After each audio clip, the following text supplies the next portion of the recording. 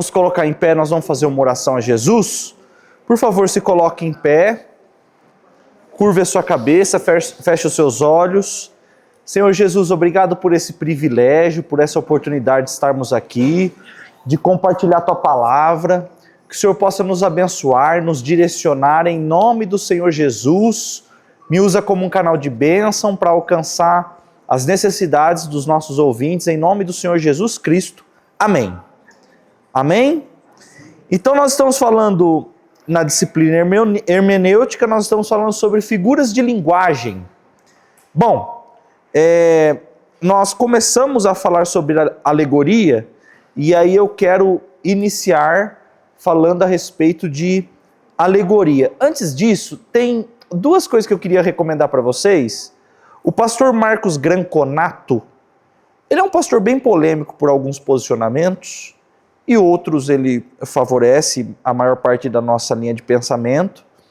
E aí eu printei a tela e acabei não conseguindo postar e nem consegui editar para mandar para vocês. Mas na semana passada a gente falou sobre algumas figuras de linguagem, metáfora, sinédoque, metonímia, todos esses nomes esquisitos, né?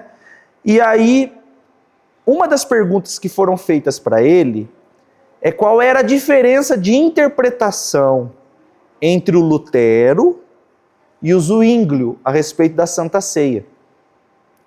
Aí ele respondeu que o Lutero entendia tratar-se, no que diz respeito à Santa Ceia, do texto em que Jesus diz, isto é meu corpo. Martim Lutero entendia ser uma sinédoque. O que é uma sinédoque? É a parte pelo todo. Isso aqui, esse pedacinho, representa o meu corpo todo. Parte pelo todo. Lembra? Os céus representam a glória de Deus.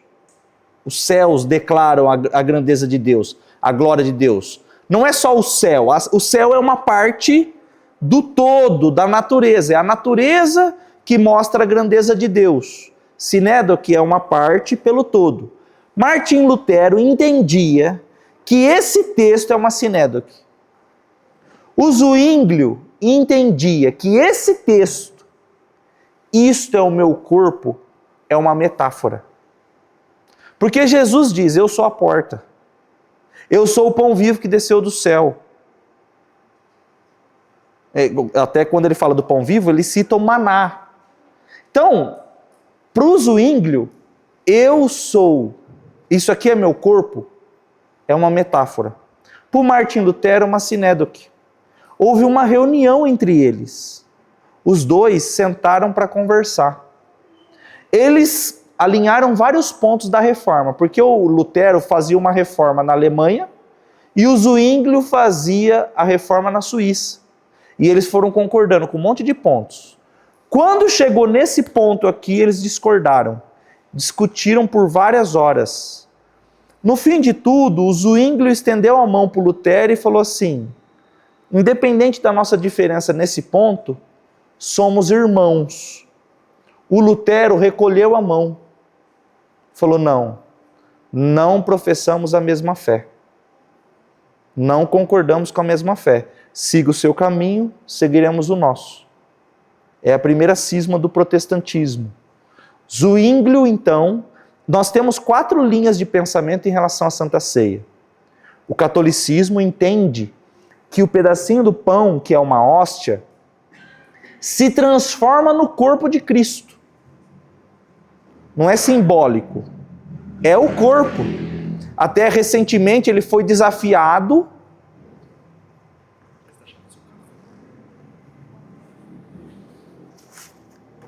Recentemente um padre foi desafiado a pegar o elemento da Eucaristia e levar para um laboratório. Vamos ver se os elementos, os ingredientes que tem dentro da hóstia, se realmente é farinha ou se é um corpo. E aí o padre não aceitou, rejeitou isso.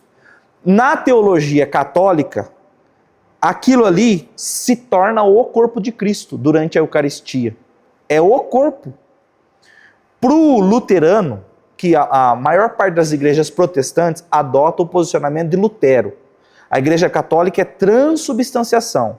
As igrejas pentecostais normalmente são consubstanciação. É a presença espiritual de Cristo nos símbolos. O pão é um pão, mas Jesus Cristo está presente no corpo e no sangue. O Zwinglio, que a maior parte das igrejas reformadas são adeptas dessa ideia, Zwinglio, que aí depois vem o John Calvino. Para o reformado é um memorial. O pão é pão, o vinho é vinho e Jesus está lá no céu. Estamos fazendo um memorial. É uma cerimônia que nós estamos fazendo. Acabou a cerimônia, sobrou pão, joga fora. É um memorial. E o quarto posicionamento é de John Wesley, das igrejas metodistas, wesleyanos. John Wesley acreditava no seguinte, chama teologia do mistério. Ele dizia assim, eu não sei explicar, mas é o corpo de Cristo, é o sangue de Cristo. Mesmo vendo que é um pão, mas existe algo místico, misterioso, sem explicação. Então são essas quatro linhas de pensamento. Eu só estou citando isso porque na semana passada a gente falou sobre figuras de linguagem, algumas, e hoje a gente vai concluir. E aí, nesse canal do pastor Marcos Granconato, vocês vão encontrar essa discussão a respeito dessas figuras de linguagem. Outro material que eu gostaria de sugerir para vocês, a entrevista do irmão Luiz Saião no Flow, podcast Flow. E aí ele fala justamente sobre os temas que nós estamos abordando, se a Bíblia tem discordâncias, em que momento ela está entrando em contradição, ela não está entrando em contradição. É muito legal, ele é um homem muito sensato. A Nova Versão Internacional de 2011, ele contribuiu na tradução. Ele participou da tradução do hebraico, do grego, para a Nova Versão Internacional de 2011. Essa nova que saiu, ele não participou. Bom, então, nós estamos falando a respeito de alegoria. Alegoria é uma metáfora estendida, é uma história rica em metáforas, com um montão de metáforas. E aí, lógico, as alegorias mais marcantes de Jesus são as parábolas. E eu queria contar uma rapidamente, só para a gente entender o formato como Jesus se comunicava. Nós vamos ler um texto que está em Lucas 16, a partir do versículo 1. É a parábola mais difícil de Jesus. Alguém sabe qual que é a parábola mais difícil de Jesus? Jesus disse aos seus discípulos: havia um homem rico que tinha um administrador que cuidava dos seus bens. Foram dizer a este homem que o administrador estava desperdiçando o dinheiro dele. É o administrador infiel, é o mordomo infiel. Por isso ele o chamou e disse: eu andei ouvindo umas coisas a respeito de você. Agora preste contas da sua administração, porque você não pode mais continuar como meu administrador. Aí o administrador pensou: o patrão está me despedindo. E agora o que é que eu vou fazer? Eu não tenho força para cavar a terra e tenho vergonha de pedir esmola. Já sei o que vou fazer. Assim, quando eu for mandado embora, terei amigos que me receberão nas suas casas. Então ele chamou todos os devedores do patrão e perguntou para o primeiro: quanto é que você está devendo para o meu patrão? Aí esse cara respondeu: 100 barris de azeite, respondeu ele. O administrador disse: aqui está sua conta, sente-se e escreva 50. Para o outro ele perguntou: e você, quanto é que você está devendo? 1000 medidas de trigo, respondeu ele. Escreva 800, mandou o administrador. E o patrão desse administrador desonesto o elogiou pela sua esperteza. E Jesus continuou. As pessoas deste mundo são mais espertas nos seus negócios do que as pessoas que pertencem à luz. Por isso eu digo a vocês, usem as riquezas deste mundo para conseguir amigos, a fim de que, quando as riquezas faltarem, eles receberão vocês no lar eterno. Quem é fiel nas coisas pequenas também será nas grandes, e quem é desonesto nas coisas pequenas também será nas coisas grandes. Pois se vocês não forem honestos com as riquezas deste mundo, quem vai por vocês para tomar conta das riquezas verdadeiras? Lembra desse versículo no Crown? A gente decorou esse versículo aqui, na versão diferente, né? E se não forem honestos com o que é dos outros, quem lhes dará o que é de vocês?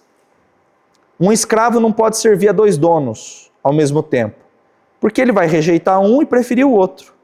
Ou será fiel a um e desprezará o outro. Vocês não podem servir a Deus e também servir ao dinheiro. E aí, quem que me explica essa parábola aqui? Se você puder se explicar. É difícil de entender, né? Já ouvi vários pregadores, inclusive um daqui, há um tempo atrás, que eu não concordei com algumas coisas que ele falou, mas pode falar. Então vamos lá. Você colocou um peso maior agora sobre as minhas costas. Charles Spurgeon dizia que o evangelho é um mendigo contando para o outro onde ele encontrou pão. Certo? Essa parábola fala sobre a graça de Deus. Então marque isso. A parábola do administrador fala sobre a graça de Deus. Charles Spurgeon dizia que evangelizar alguém, o evangelho, é um mendigo contando para o outro onde ele encontrou pão. Então vamos a alguns pontos importantes nessa parábola. Primeiro ponto, todo mundo deve para a mesma pessoa. O administrador está devendo para esse patrão? Está devendo, não está? Ele não é desonesto? Ele não tá, o patrão não fala, preste conta das suas ações? Ele está devendo para o patrão. E o homem que devia trigo? Está devendo. E do azeite? Todo mundo deve para o mesmo patrão. E aí esse é o primeiro ponto que a gente entende da relação entre a humanidade e Deus. Todo mundo deve para Ele. Sem exceção, todo ser humano deve para Deus. Todos pecaram e destituídos estão da graça de Deus. Todos, sem exceção. Segunda coisa que é interessante. Esse administrador que é infiel, que é desonesto, quando ele percebe que a coisa aperta, ele tenta de alguma forma, do jeito dele, ele tenta resolver. Ele vai até as pessoas que devem para o patrão dele e ele tenta diminuir a conta dos outros. Ele pode fazer isso? Não. Ele é dono daquilo? Não, ele não é dono. Existe uma expressão, não é muito usada, eu não conheço, mas eu já ouvi uma pessoa explicando a respeito dessa parábola e a expressão é o seguinte: fazer cortesia com o chapéu do outro. Você já ouviram essa expressão? Fazer cortesia com o chapéu do outro. O que significa? É algo que pertence a outra pessoa e você está oferecendo como se fosse seu. Lembra da frase do Charles Spurgeon? Evangelho é um mendigo falando para o outro onde ele encontrou pão. O que esse administrador faz é fazer cortesia com o chapéu do outro. As pessoas estão devendo para o dono da fazenda. Ele vai até eles e tenta dar boas notícias. Tenta diminuir o fardo sobre a costa das pessoas. Ele tem esse direito? Ele consegue diminuir o fardo das pessoas? Não. Da mesma forma que quem evangeliza as outras pessoas são humanos pecadores. Os anjos queriam pregar o evangelho e Deus não permitiu. Sabe quem vai pregar o evangelho? Pecadores. Administradores infiéis. Pecadores. Eu estou aqui falando da palavra de Deus, em outros momentos são outras pessoas. Todos nós estamos no mesmo barco. Todos nós devemos por mesmo patrão. Todos nós, sem exceção. Tem outra verdade aqui.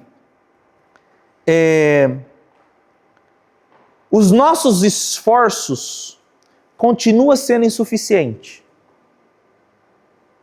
Ele vai até as pessoas, ele tenta encontrar as pessoas.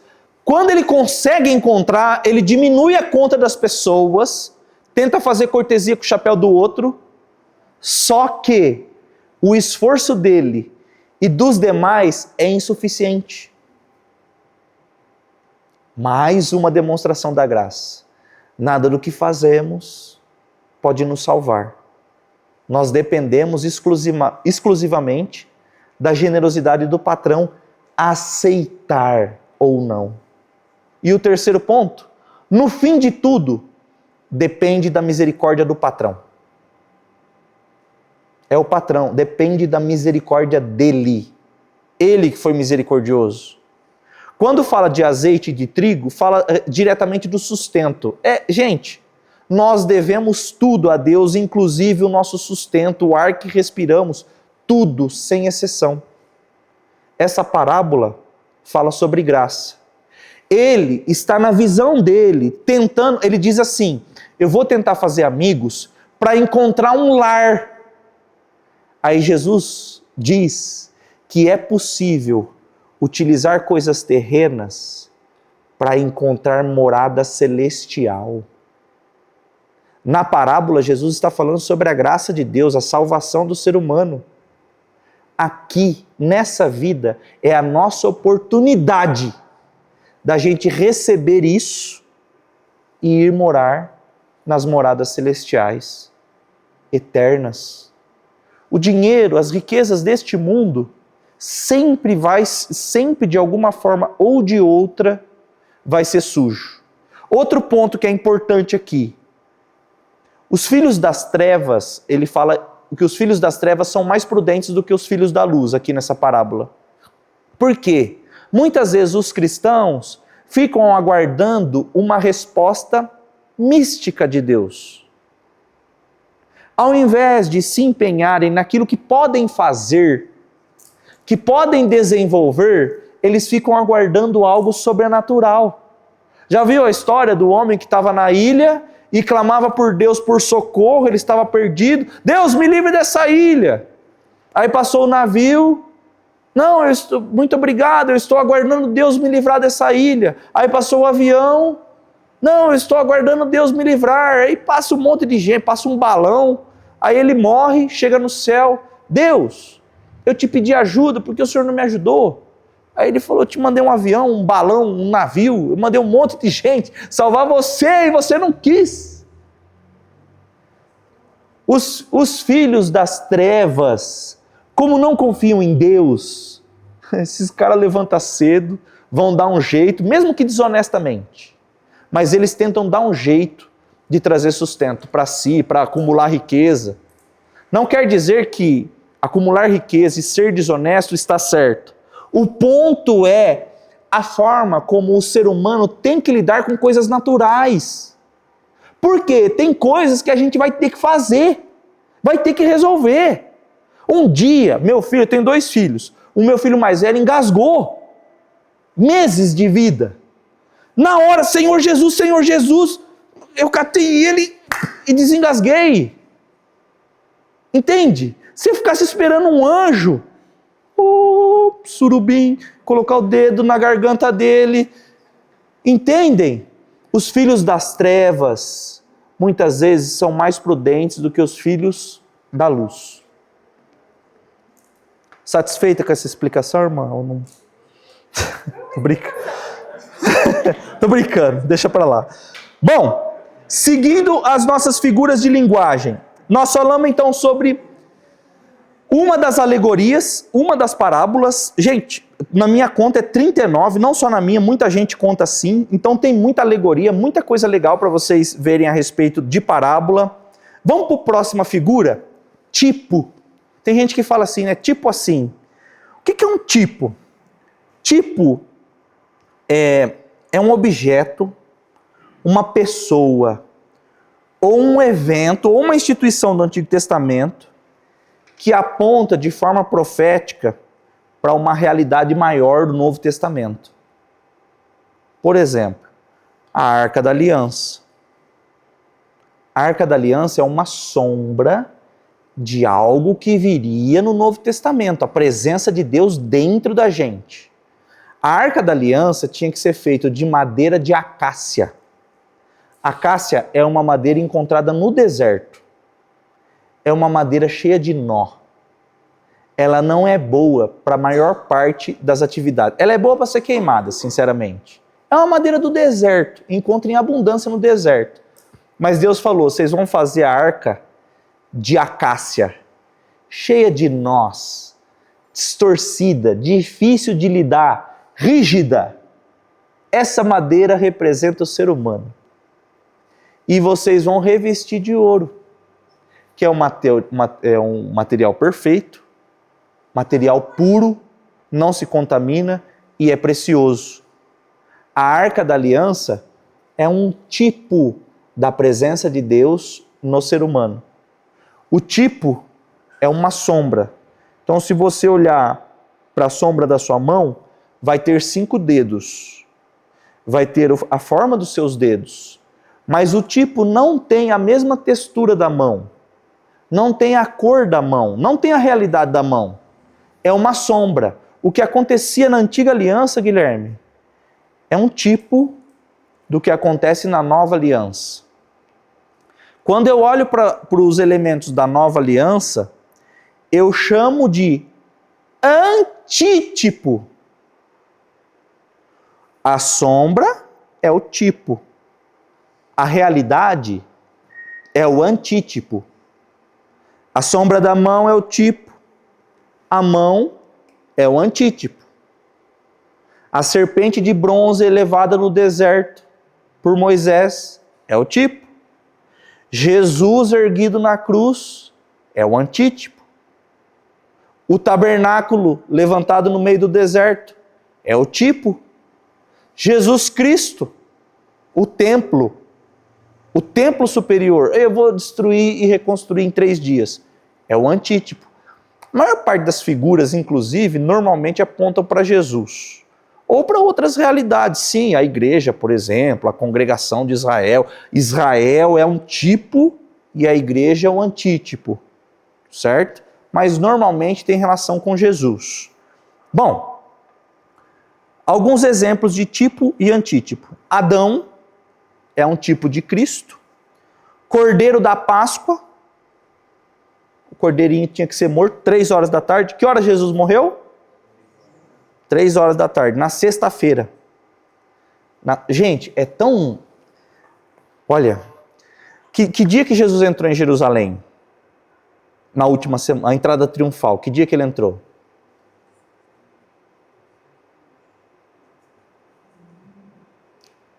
Vocês nunca foram católicos, não? Não, sexta-feira não. No domingo antes da Páscoa, o que tem? E o que é o domingo de Ramos? Que eles ficam chacoalhando o raminho. É a entrada de Jesus em Jerusalém. Lembra? Vocês lembram aqui? Vocês nunca foram católicos? O Wilson era coroinha. Não sabe de nada? Católico. Tá gravando, hein? Ó. Jesus Cristo. Deixa eu contar. Ó.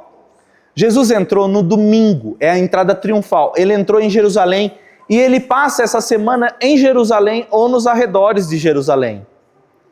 Todo judeu, uma semana antes da Páscoa, ele pega um cordeiro perfeito e ele põe dentro da casa dele. Que dia? Domingo. Ele passa quase uma semana na casa dele. Sabe quem mostra isso? Além da Bíblia, lógico, o The Chosen. Tem um episódio que Davi está ensinando o filhinho dele e eles colocam um cordeiro dentro de casa. Por quê?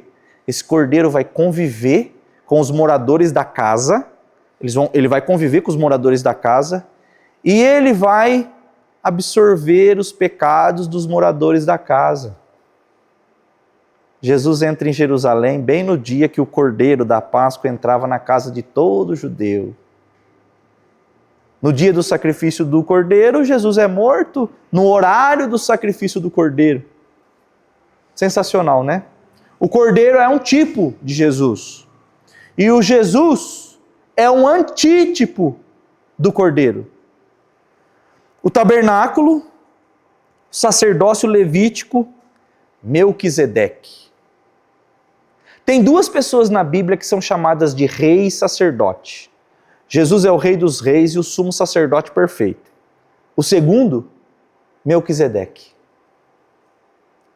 Rei de Salém. Salém é Jerusalém. Ele é rei de Jerusalém, só que ele fala com Abraão. Abraão nem conquistou a terra prometida. Nem tem. Jerusalém não foi a primeira capital do reino de Israel. Foi Davi que estipulou Jerusalém como sendo capital. Melquisedeque já era rei de Jerusalém. Outra coisa, sacerdote do Deus Altíssimo. Melquisedeque vem com uma língua cananeia e fala para Abraão: eu sou o sacerdote de El Elion. A gente fala El Elion, a gente vê no texto bíblico El Elion. Essa expressão, Natália, é cananeia. É Melquisedeque que fala. Abraão estava conhecendo a Deus. Melquisedeque já conhecia. Ele é sacerdote do Deus Altíssimo. Dá um nó na nossa cabeça, né? Porque para nós, a forma de Deus se revelar para a humanidade é por intermédio da sua palavra.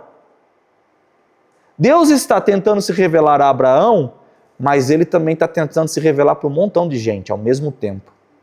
Porque ele se revelou para Melquisedeque. Para quem lê Hebreus, lá em Hebreus, vai dizer que Melquisedeque é um tipo de Jesus. Ele é um tipo de Jesus. Porque Melquisedeque não tem genealogia. Ninguém sabe quem é o pai, quem é a mãe, quem são os filhos. Ninguém sabe. Ninguém sabe de onde veio e para onde vai. Ele é rei e sacerdote, exatamente como Jesus. Abraão, Guilherme, entregou o dízimo para Melquisedeque. Em Hebreus, vai dar um nó na cabeça, eu sei, daqui a pouco nós vamos falar de paradoxo. A Bíblia diz em Hebreus que Levi, nas entranhas de Abraão, devolveu o dízimo para Jesus. Abraão é pai de Isaac, Jacó, Levi. Levi é filho de Jacó, neto de Isaac, bisneto de Abraão. Quem recebeu o dízimo durante séculos é a tribo de Levi. É essa tribo que recebeu. Abraão, Levi está no DNA dele. Abraão devolve tudo que pertence a Jesus para ele. Ó, isso aqui até me arrepia. Hebreus capítulo 7, depois vocês lêem. Não vou ler agora, não, senão vai dar um nó na cabeça. Ele fala um monte de figuras a respeito de Melquisedeque. Ele diz para os hebreus, para o hebreu, a maior personalidade da Bíblia é Abraão. É maior que Moisés para o hebreu, para o judeu. É maior. Aí sabe o escritor de Hebreus o que diz em Hebreus capítulo 7?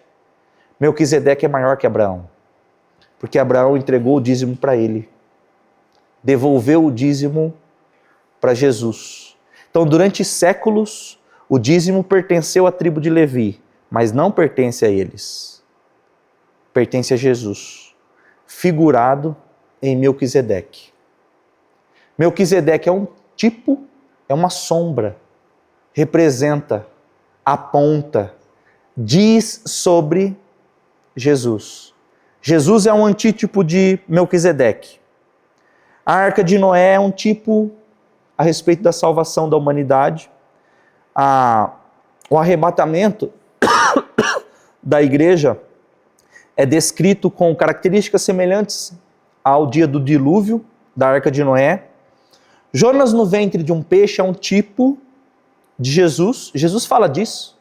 Os fariseus um dia pedem um sinal a Jesus. Qual o sinal o Senhor tem para nos mostrar que o Senhor é o Filho de Deus? Qual o sinal? Aí Jesus responde assim: vocês olham para o tempo e vocês sabem quando vai chover e quando não vai. A natureza tem os seus sinais. Agora vocês estão olhando para mim e vocês estão me pedindo outro sinal? O sinal que eu tenho mostrado, vocês já sabem se vai chover ou se vai fazer sol. Vocês já sabem muito bem quem eu sou. Mas eu tenho apenas um sinal para mostrar para vocês. Sabe qual que é? O sinal do profeta Jonas, que ficou no ventre do peixe durante 3 dias e ressurgiu no 3º.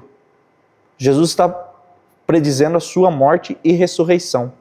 3 dias morto e ressurge no 3º dia. Certo? Jonas no ventre do peixe é um tipo. Jesus, sua morte e ressurreição, é um antítipo. O maná, a serpente de bronze, Isaac, né, o filho amado entregue, sacrificado. Então tudo isso é um tipo a respeito do antítipo. Próxima figura de linguagem que é utilizada na Escritura Sagrada, símbolo. O que é um símbolo? O símbolo é um elemento visível. É um objeto, é um número, é um animal, é uma cor, um gesto, um lugar, que representa uma verdade espiritual, mas sem necessariamente ter caráter profético, como normalmente o tipo tem. O tipo normalmente carrega um caráter profético. O símbolo nem sempre. Bom, alguns símbolos que são demonstrados na Bíblia. O sal. Então vocês são o sal da terra. A luz, outro símbolo, luz do mundo. O leão é um símbolo de realeza, símbolo de poder, de autoridade. Jesus é o leão da tribo de Judá. O cordeiro, a água, o óleo. A serpente, não a de bronze, a serpente de Gênesis 3, é um símbolo da maldade, da corrupção. É um símbolo, inclusive, do nosso adversário. No livro de Apocalipse, ele é chamado de antiga serpente. A serpente é um símbolo do nosso adversário. O arco da aliança simboliza a nossa aliança com Deus. Perceba que nem sempre carrega um caráter profético. Talvez a gente pode confundir, né, com a questão do tipo. Mas as pessoas chamam de arco-íris, né? O arco da aliança não é um tipo da nova aliança? Não, é um símbolo. É um símbolo.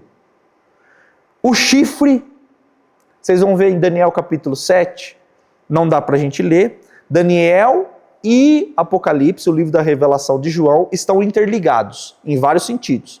Então Daniel 7 tem ligação com Apocalipse 13. Os dois falam dos chifres de um bode. O chifre é um símbolo de poder e autoridade. Os animais na selva, os animais com o chifre maior possuem maior força, poder, domínio. Eles exibem isso. Normalmente eles utilizam para conquistar as fêmeas, né, para o acasalamento. Então o chifre na Bíblia é um símbolo de poder e autoridade. Então nós vimos hoje tipo, antítipo, símbolo. Eu sei que é chato, mas nós vamos continuar vendo símile. Próxima figura de linguagem é símile. O que é isso? Vem de similar. Quando a Bíblia utiliza a expressão assim como, tal como, igual a, ou como, essa figura de linguagem é símile, similar, é conectado, é uma comparação. O justo florescerá como a palmeira. É um símile, como a palmeira. Como o servo brama pelas águas, assim como o servo brama pelas águas, minha alma tem sede de ti. É similar, similaridade, é símile. Como a águia desperta o seu ninho, Deuteronômio capítulo 32, versículo 11. Os que esperam no Senhor subirão com asas como águias. Como? Assim como. É um símile, é similar. Eu vos envio como ovelhas no meio de lobos. Mateus capítulo 10, versículo 16. O reino dos céus é como um tesouro escondido. Essa parábola é símile, porque utiliza essa figura de linguagem, é como, e ao mesmo tempo é uma alegoria. Vocês lembram? A alegoria é um conjunto de metáforas. O campo representa uma coisa, o tesouro escondido representa outra coisa, o homem que tropeça no campo representa outra coisa, o fato dele vender tudo representa algo. Então a alegoria é um conjunto de metáforas juntos que formam uma história. O reino dos céus é como um tesouro escondido? Além de ser uma alegoria, também é similar, é símile, é uma figura de linguagem utilizada pelos escritores sagrados. Próxima figura de linguagem, interrogação. A interrogação é tipo uma pergunta retórica. É uma pergunta que no corpo da pergunta já tem a resposta e que quem está escrevendo, ele não precisa ouvir a resposta dos seus leitores. Não tem ligação com ironia. Lembra que uma das figuras de linguagem que a gente viu na semana passada é ironia. Essa figura sempre é para despertar como se fosse um desdém, um desprezo, uma zombaria. Lembra de Elias? Gritem mais alto. Quem sabe esse Deus não esteja atendendo outra pessoa, ou de repente está dormindo, ou está de férias. Isso é ironia. Também tem interrogação, mas tem um caráter pejorativo. Essa figura, vou citar alguns textos para vocês. Se Deus é por nós, quem será contra nós? Perceba que é uma pergunta retórica. Não precisa de resposta. Não precisamos responder. A resposta já está no corpo da pergunta. Deus é por nós. Não tem ninguém contra a gente. É uma figura de linguagem utilizada na palavra. Por acaso o guardador de Israel dorme? O guardador de Israel é o nosso Deus. Ele dorme? É o Salmo 121, versículo 4. Pode porventura uma mulher esquecer-se do seu filho que ainda mama? Uma mulher pode se esquecer do seu filho que ainda mama? Qual é a resposta? Hã? Não. Por que uma mulher não se esquece do filho que ainda mama? Existem atividades biológicas, naturais, no corpo da mulher que acontecem simultaneamente às situações biológicas e naturais no corpo do bebê. Se o bebê está com fome e começa a chorar, naturalmente deu o tempo da produção de leite. E o leite, muitas vezes, começa a verter do seio. Às vezes dói o seio e a mulher sente a necessidade de amamentar o filho. Quer dizer, uma mãe, ela consegue ouvir o choro do bebê e identificar se ele está com sono, se ele está com fome, se ele está com dor, se ele está com manha. Aí, preste atenção, Deus utiliza uma figura de linguagem. Pode uma mãe se esquecer do filho que ainda amamenta? Da mesma forma que nós temos necessidades específicas, o nosso Deus se movimenta do jeito dele para atender essas demandas. O que Deus quer dizer aqui com esse texto? Acontece algo nele que o atrai para nós, de alguma forma. Vocês já brincaram com uma criança, com um filho, ou com uma criança da rua? Às vezes até assusta as crianças da rua, né? Mas vocês já brincaram, vocês, tipo, bobeira, sabe? De brincadeira com criança? Gugu Dadá. O meu filho José não fala pipoca, ele fala picoca. E esse é o jeito que eu falo com ele? José, você quer picoca? E ele acha o máximo. O que é isso? É uma figura de linguagem. Eu sei que é pipoca. Não é picoca. É pipoca, a linguagem adequada. Só que eu me adapto à linguagem de um ser menor, limitado, com uma comunicação limitada. O vocabulário do José não tem 50 palavras. Então, eu desço para o nível dele. Quando a Bíblia diz que Deus se arrepende, Deus está descendo para se comunicar no nosso nível. Acontece algo em Deus que se parece com o sentimento que nós temos de arrependimento. Nós temos arrependimento. Quando a gente faz algo e a gente muda de ideia, e a gente sente remorso, e a gente chora, acontece algo em alguém muito maior que está inacessível ao nosso pensamento, E para explicar, para trazer para a nossa realidade, ele diz: eu me arrependo. Mas Deus não se arrepende, o caráter dele não permite ele se arrepender. Ele só está explicando. Deus está falando gugu dadá para nós.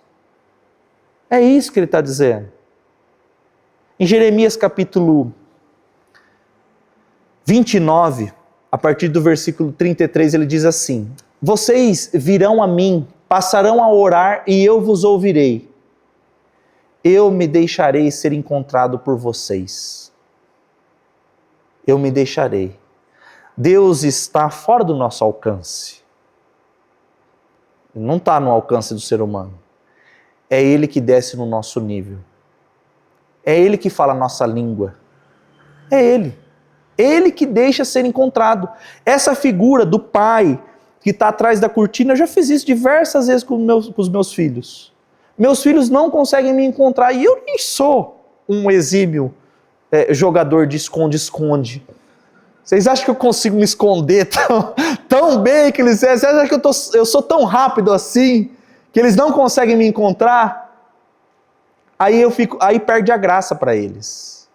Perde a graça. Papai, papai, papai. Começa a gerar Aí eu faço barulho, eu me mostro. Aí Deus fala para Israel: eu me deixarei ser encontrado por vocês. Quando Deus diz: pode uma mãe se esquecer do filho que amamenta? As mães que já amamentaram vão lembrar desse momento. Não tem como esquecer do filho. Por quê? Esse período, não sei se vocês já viram o flamingo, é um animal bem bonito, né? Uma ave, ele tem uma coloração rosada, bem vibrante. Quando a mãe e o pai ficam cuidando dos filhos, eles perdem a cor. O flamingo perde a cor completamente, fica feio, fica descabelado. É igualzinho a gente quando a gente fica cuidando de criança pequena, não é? A mãe fica acabada, o pai fica todo mundo acabado. Não fica assim? E é possível esquecer do filho nesse período? É impossível. Impossível. Deus está se comunicando conosco na nossa linguagem, do nosso jeito. Hoje, se tudo correr bem, nós vamos falar sobre hebraísmo. O hebraísmo muitas vezes utiliza figuras expressivas, hiperbólicas, na contagem, por exemplo, em alguns momentos. Quando Salomão... Oi? Se tudo correr bem, nós vamos conseguir chegar. Quando Salomão está consagrando o templo para Deus, a Bíblia diz que ele matou 120 mil ovelhas. 120 mil. Gente, é muita ovelha. É muito sangue. É sangue. 120 mil. Existe um artefato antigo, sumério. Esse artefato diz que o rei da Suméria viveu 20 mil anos. Teve um filho e viveu mais 10 mil. Ele viveu um total de 30 mil anos, William. Era muito comum naquela época, para dar valor a algo, para mostrar importância a algo, exagerar no número. Ou esse homem tem uma saúde, e sinceramente a gente nem acredita que o mundo tenha, a humanidade tenha 30 mil anos. Ele era para estar vivo até agora. 30 mil anos. É uma força de expressão de linguagem. Nós usamos isso. Eu já te falei 1000 vezes. É 1000 vezes que a gente falou? Não. O que a mãe quer dizer quando ela diz para o filho: eu já te falei 1000 vezes?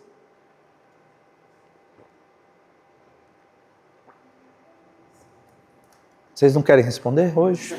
Não? Ela quer dizer que ela já te avisou várias vezes. Ela quer dizer que ela falou diversas vezes e que ela está cansada.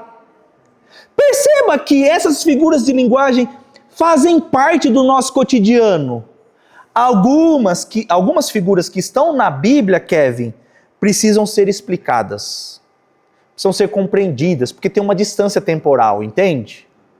Quando eu vou interpretar o texto bíblico e eu olho e leio 120 mil ovelhas, se eu tiver uma crítica de um matemático, falar, não é possível matar 120 mil ovelhas, é muita ovelha, é muito sangue derramado, são litros, rios de sangue, entende? Perceba que não está no mesmo campo de comunicação, não está na mesma linha, no mesmo trilho. Gente, carro anda em rodovia e trem anda no trilho. A linguagem bíblica é uma linguagem de poesia, de canção, cheia de figuras. Nós estamos há 5 semanas estudando figura de linguagem para tentar entender o que eles estão transmitindo. Um sumério dizendo que o rei viveu 30 mil anos, ele não viveu 30 mil anos. Ele só quer pôr um valor expressivo a esse rei. Quer dizer que muitos textos bíblicos em que números são dados, nem sempre quer dizer aquilo. Se você olhar a descida do povo hebreu para o Egito, são 70 pessoas. Daqui a 400 anos, sai 2,5 milhões.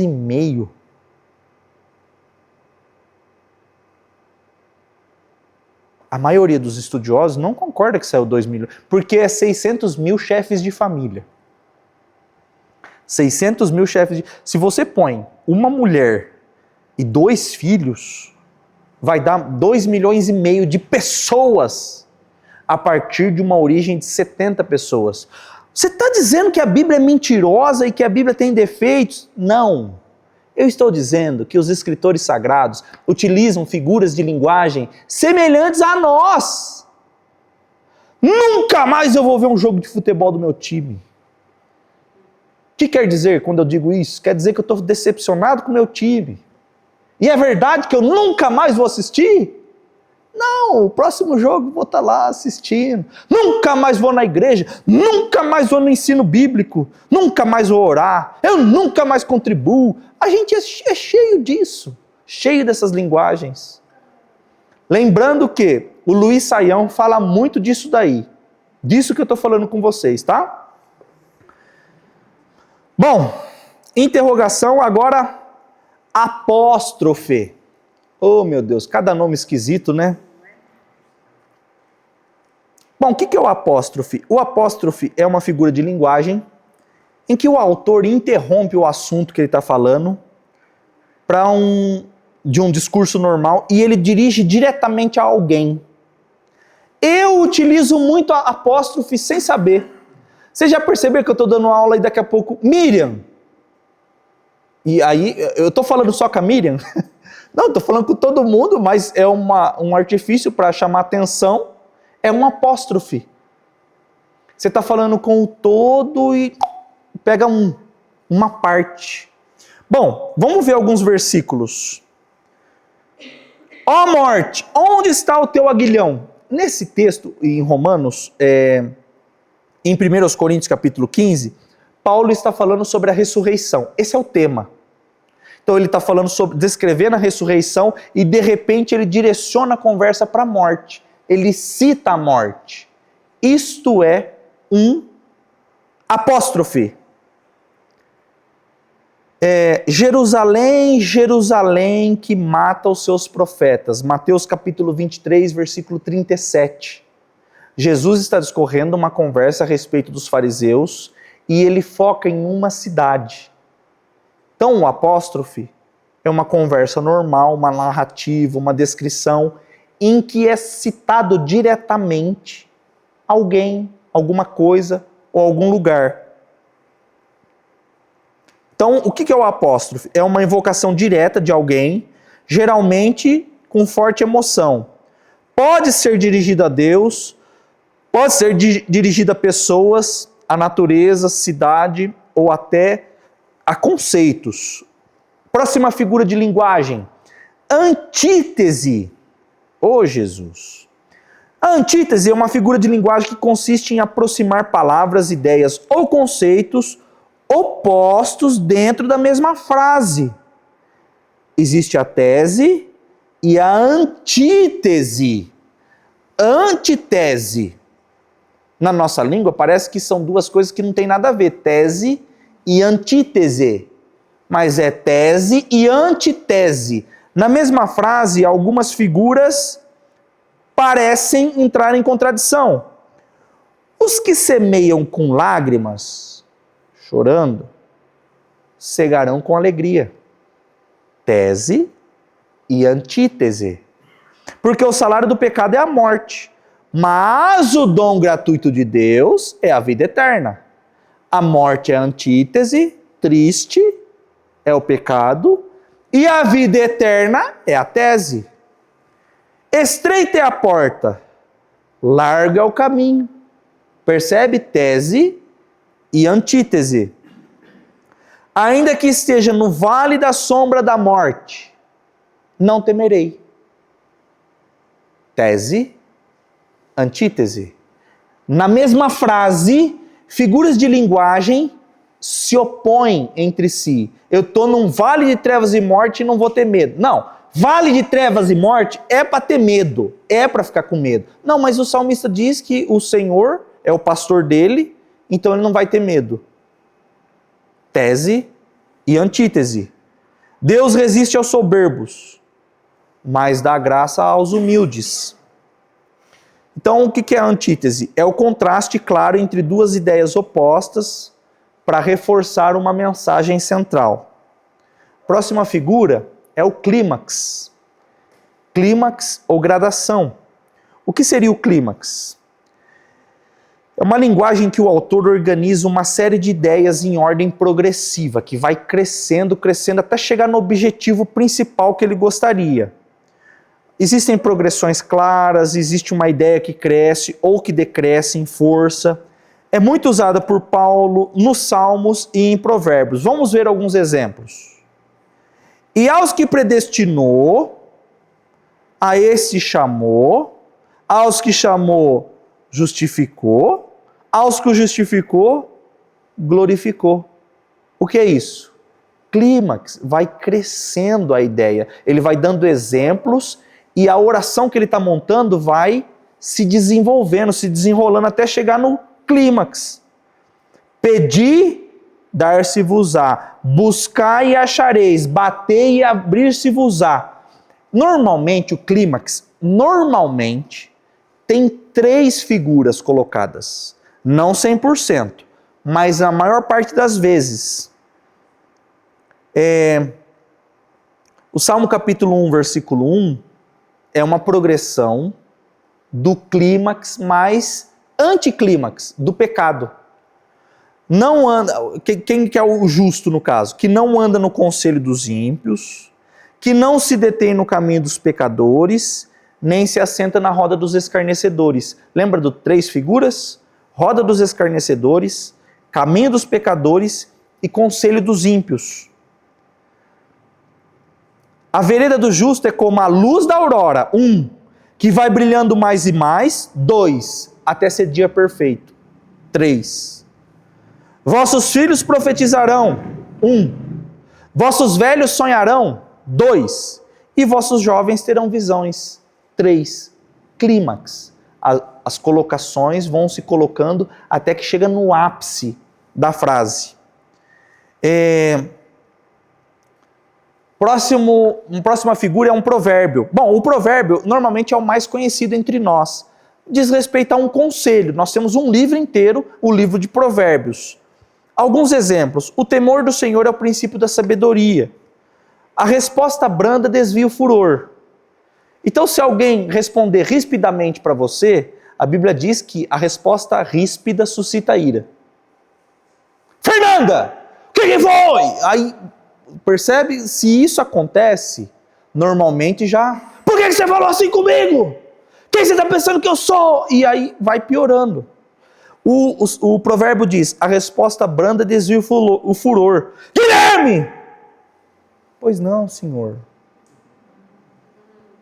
A resposta branda, percebe? Se diminui o tom, diminui a grosseria, a intensidade, e aí a conversa vem para outro nível. Agora, se ficar no nível da gritaria, eu não sei o que acontece, parece que é tipo torcida organizada que um quer gritar mais que o outro. Às vezes em casa pode acontecer, né? Na casa de algumas pessoas, não na nossa, que a gente é crente, né? Não dá tempo, né, de sair a palavra branca. A gente tenta, né?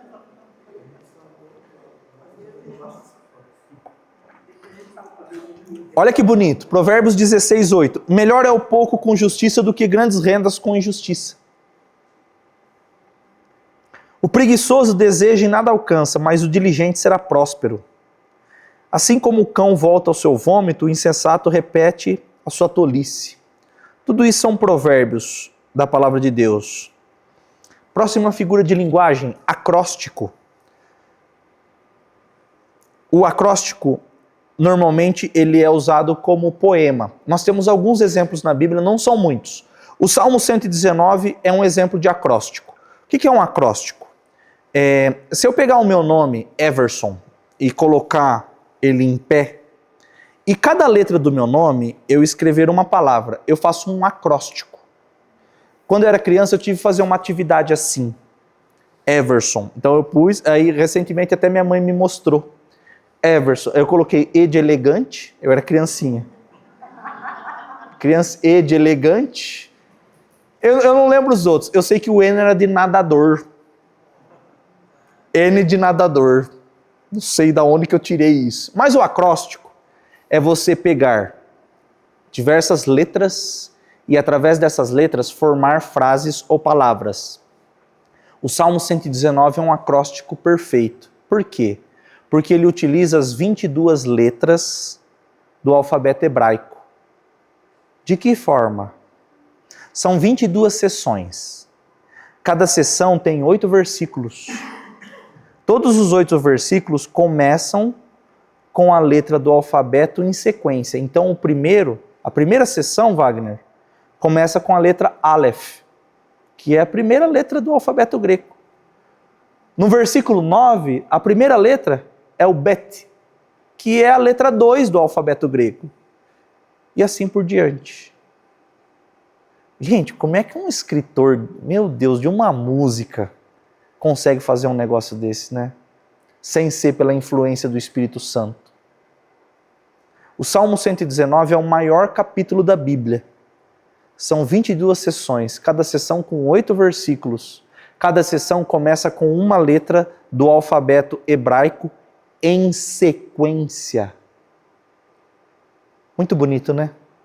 Então o acróstico é uma figura de linguagem utilizada na Bíblia. Nós temos em Lamentações de Jeremias, muitas vezes, o acróstico sendo utilizado também, de forma perfeita. O texto mais conhecido a respeito do acróstico é o Provérbios capítulo 31, o texto da mulher virtuosa. Sabe o texto da mulher virtuosa? É um acróstico. Como a gente não conhece hebraico, não conhece as letras em hebraico, a gente não consegue ver isso. Mas se você pegar o original da Bíblia, você vai ver que quem escreveu o Provérbios 31 a respeito da mulher virtuosa teve o capricho de estruturar o texto, colocando a primeira letra do alfabeto hebraico e encerrando com a última. E todas as letras dentro do texto. Isso é um acróstico. É uma figura de linguagem que a gente encontra dentro da palavra de Deus. Mais um paradoxo. Nossa, hoje está dando um sono em todo mundo, né? Jesus Cristo. O que é o paradoxo? É uma frase que parece ser contraditória, mas que revela uma verdade profunda quando compreendida. Quando estou fraco, então eu sou forte. Como é que alguém fraco pode ser forte? É um paradoxo. Quem quiser salvar a sua vida, perdê-la-á. Mas quem perder a sua vida, a encontrará. É um paradoxo. Os últimos serão os primeiros. A palavra da cruz é loucura para o mundo, mas é o poder de Deus. Para a gente encerrar o paradoxo, abre a Bíblia de vocês aí, vamos acordar. Mateus capítulo 8, versículo 22. Vamos ver um paradoxo difícil de ser respondido. Vamos ver se vocês sabem a resposta. Mateus 8, 22. O que diz o texto, por favor?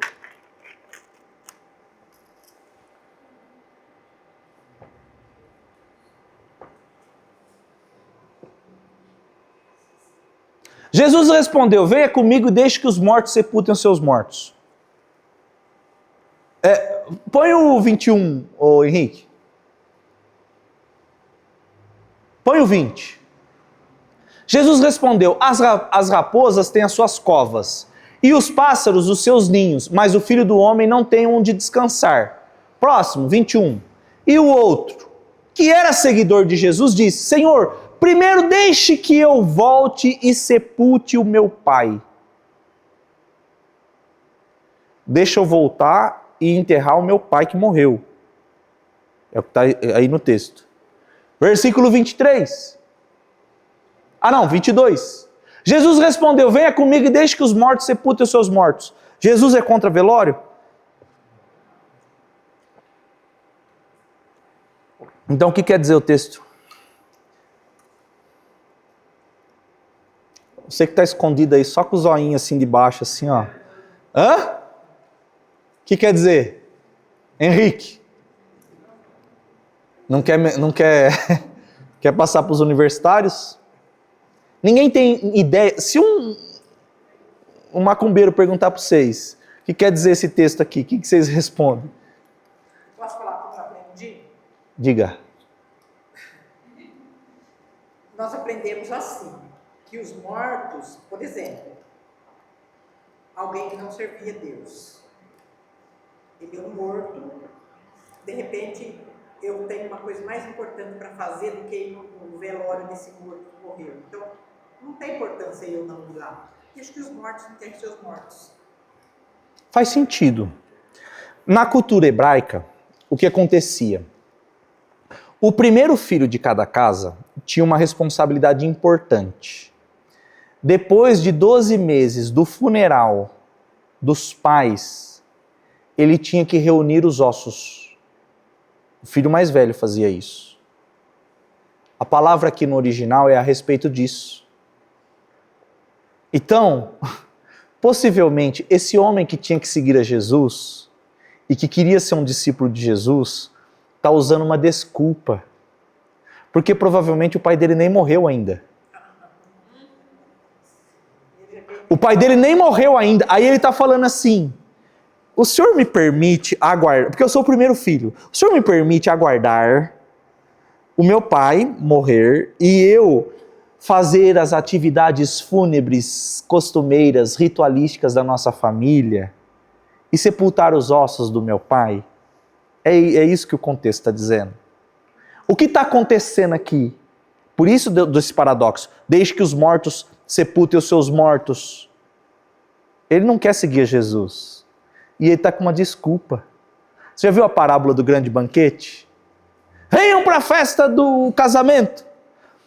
Comprei um terreno e preciso ir vê-lo. Me casei e não posso. Eu comprei 2 juntas de boi, preciso testá-las.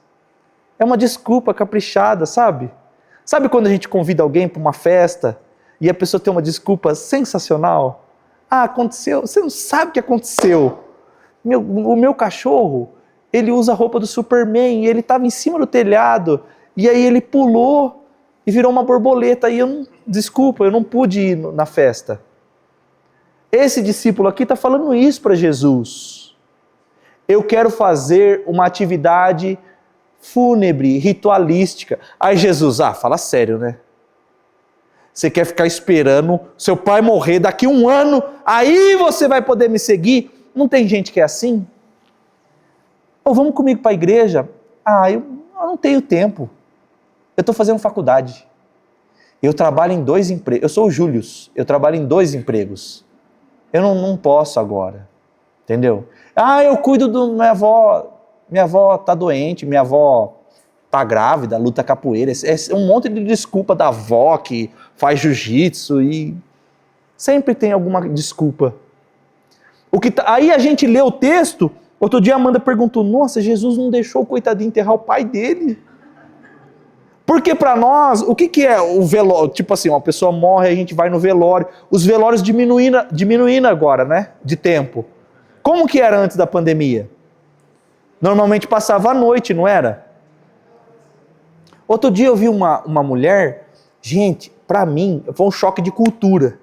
ela é de outra cultura. Morreu uma mulher que estava grávida, e aí, naturalmente, o bebezinho estava formado.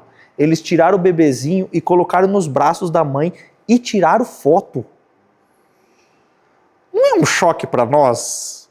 E aí a gente fala, meu Deus, como é diferente. Mas outras culturas têm outros costumes. Por isso a importância da hermenêutica de fazer análise textual do que está acontecendo no texto, historicamente, o contexto daquilo.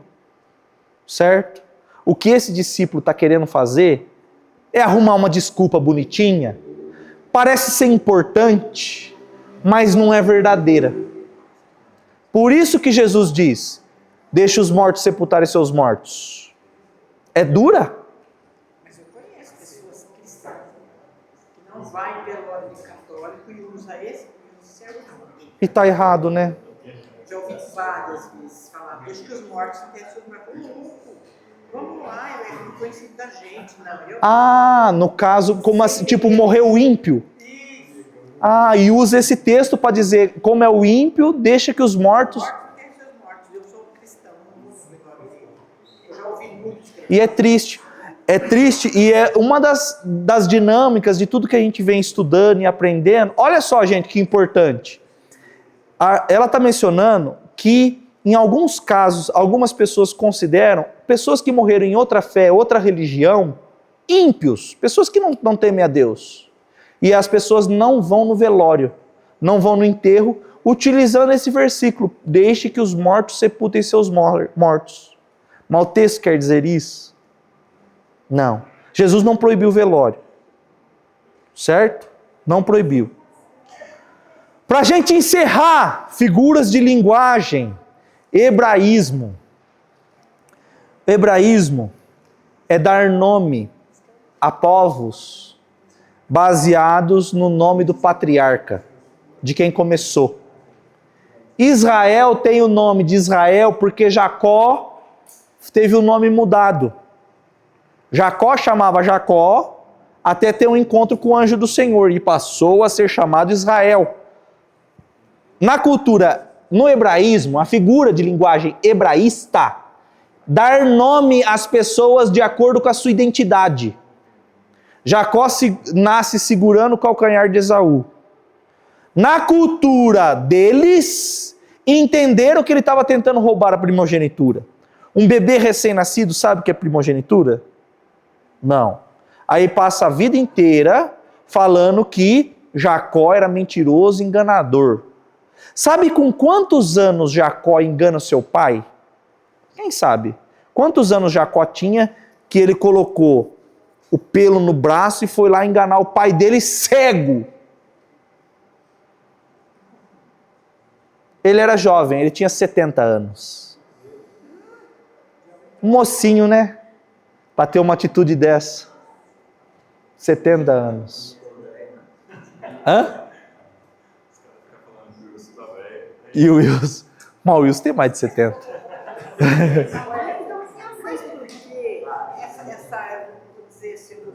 Essa maldição perseguiu ele. Então ele agiu exatamente da maneira que as pessoas classificavam. E isso é uma pergunta bem importante. Na cultura hebraísta, no hebraísmo, eles categorizavam as pessoas colocando um rótulo, uma identidade através do nome. Ele correspondeu àquilo. Ele era chamado de mentiroso, de enganador? Ele enganou o irmão dele ou não? Foi desonesto com o irmão dele? O irmão dele estava com fome. Nunca pode tomar decisão com fome. Aí o irmão com fome, ele com um pratinho de sopa vermelha, me dá os direitos de primogenitura e eu te dou um prato de sopa. Engana o irmão. Ele mente pro irmão. Ele é ardiloso. Aí ele vai e coloca um couro, uma lã. Será que o Esaú era peludo, cara? Parece um urso, né? Para pôr uma lã no braço. E o pai dele tocar assim, realmente é Esaú. A voz é de Jacó, mas o braço é de Esaú.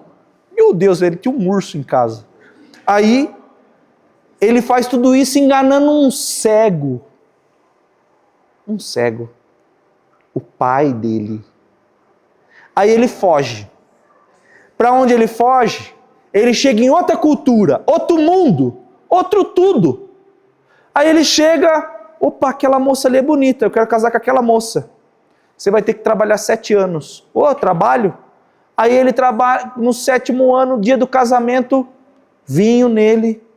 Perceba que todos os B.O. que dá lá é por causa do vinho. Todos os B.O.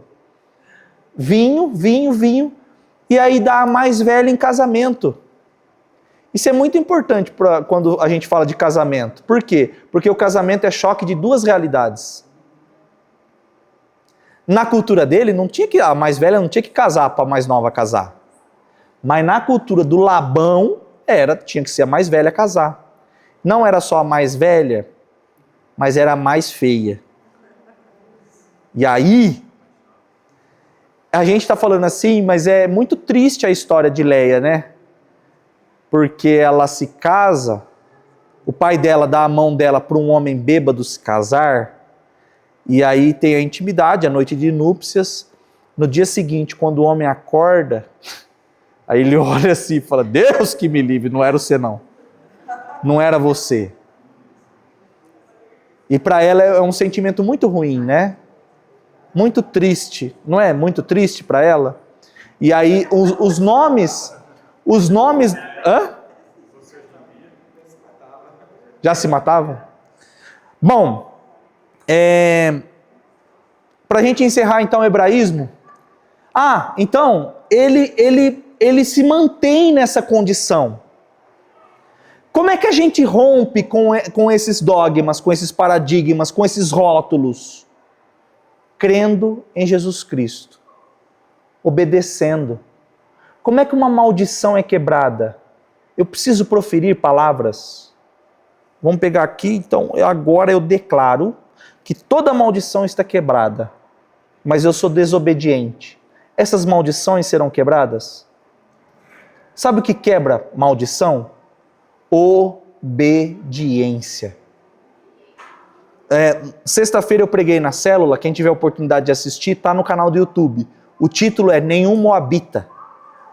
A história de Ruth como você nunca ouviu. Deuteronômio capítulo 23 diz assim, nenhum moabita ou amonita entrará na congregação do Senhor até a 10ª geração para sempre. Deus diz, eu não quero moabita ou amonita na minha presença. Quem era esse povo? Eram as filhas de Ló, tiveram relações sexuais com o seu pai depois do acontecimento de Sodoma e Gomorra. Uma engravidou de Amon e a outra engravidou de Moabe. Moabitas e amonitas.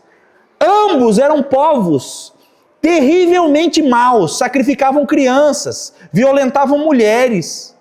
Deus fala, eu não quero esse povo perto de mim, não quero que entrem na minha congregação, não quero que entrem no santuário, não quero que entrem.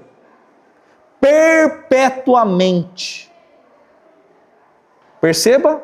Um decreto, uma maldição, um rótulo. A pergunta que eu faço é a seguinte, moabitas entraram no santuário do Senhor? Quem? Quem é descendente de moabita que entrou no santuário do Senhor? Davi. Ruth era uma moabita. Ruth era moabita. Quando eles vão falar para o parente resgatador, Wagner, chega na praça, todo mundo testemunha e tal, tem terras para resgatar, quero. Tem dinheiro, quero. Tem uma viúva moabita, não quero. Então não quero. Aí Boaz, eu quero. Por que Boaz aceitou? Porque o Boaz é filho de Raabe. Ele é filho de uma prostituta. Ele já sabe o que é ter uma história, o que é ter um rótulo, o que é ter o dedo apontado e as pessoas olhando de cima e embaixo. Lá vai, filho da prostituta lá. Ele já sabe, ele aceita se casar com Moabita. Só que Ruth diz, seu povo será o meu povo, seu Deus será o meu Deus. Ela rompe, ela faz uma confissão verdadeira, ela anula a maldição. Seu descendente Davi, que é a 4ª geração, porque lá em Deuteronômio fala até a 10ª, mas é um hebraísmo, está falando para sempre. A 4ª geração, que é Davi, entra dentro do santuário e come o pão da presença. Ele transporta a arca da aliança, gente. Vocês estão entendendo que no hebraísmo, muitas vezes eles rotulavam as pessoas e lugares como sendo amaldiçoados. Como é que eu consigo romper com isso? Confessando o nome santo do Senhor. A prostituta Raabe está na galeria dos heróis da fé. Ela diz para os espias o nome de Deus, gente, o tetragrama YHWH. Ela coloca na porta da casa dela um fio vermelho, que é um símbolo de Jesus Cristo, que aponta para Jesus Cristo. A muralha inteira cai e a casa dela permanece. Como é que eu faço para romper com as maldições do passado, dos fantasmas que me seguem, que me perseguem?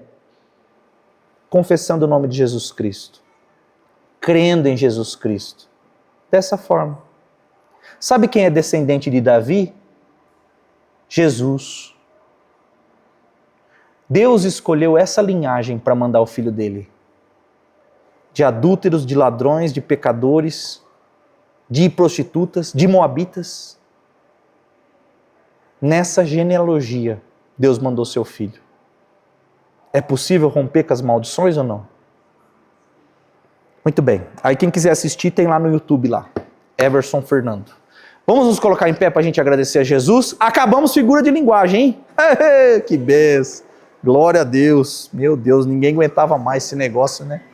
É chato mesmo, eu sei que é chato. Mas é importante aprender essas coisas. Porque, um exemplo aqui. Deixe que os mortos sepultem os seus mortos. Como às vezes pode se tornar algo muito, por causa das tradições, muito pesado para as pessoas, excluindo pessoas. O problema de tudo isso é que nós não temos condições, esse pequeno grupo, nós não temos condições de ter um diálogo com quem não teve essa orientação. Porque eles batem naquela tecla e você não consegue. Ô tia, eu ouvi uma coisa tão legal da Joyce Meyer essa semana e eu estava pensando nisso. Ela estava conversando com uma moça e a moça xingando. E aí a moça quis zombar de Jesus e falou assim: o seu Deus xinga! E a Joyce Meyer estava querendo corrigir ela. Não, porque Deus é justo, não sei o quê, não sei o quê. Aí a evangelista que estava com ela falou assim: Deus não xinga, mas Deus ama quem xinga.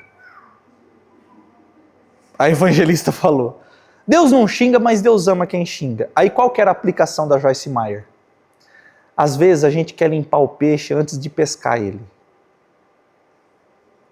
Já aconteceu com a gente, não aconteceu? Ô tia, quando Jesus chamou os discípulos para pescar, ele fala assim: vocês agora vão ser pescadores de homens. Sabe para onde que ele foi, tia? Para a sinagoga. Não foi para o bailão. Ele foi para a sinagoga. Ele foi na concentração de religiosos.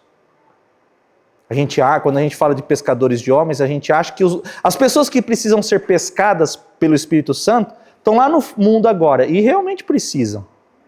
Mas aqui entre nós, não tem pessoas que precisam ser pescadas? Ser pescado por Jesus é um convite para a morte, porque o que o peixe conhece é dentro da água. E aí pesca. Quando é fisgado, o peixe, o que acontece com o peixe? Ele fica se batendo, ele não quer sair dali. Quando ele sai, o que o pescador faz? Mata e limpa. E essa é a figura da regeneração, da nova vida. Quando a gente olha para o nosso meio, para mim, eu não preciso nem citar os irmãos da outra igreja, olha para mim, eu preciso ser morto e limpo, todo dia. Não é verdade? Vamos agradecer a Jesus então? Não se preocupe então em tentar limpar o peixe antes de pescá-lo. Depois de pescado, aí mata e limpa. Jesus, obrigado por tudo que nós aprendemos nessa noite, o Senhor é maravilhoso. Jesus, sinceramente, são conceitos difíceis. A nossa mente nem sempre alcança tudo isso. Jesus, que a gente consiga lembrar aquilo que o Senhor proporcionar e que ao longo do tempo o Senhor venha sempre tratando conosco para a gente ser cristãos melhores. Em nome do Senhor Jesus Cristo, amém. Deus abençoe vocês.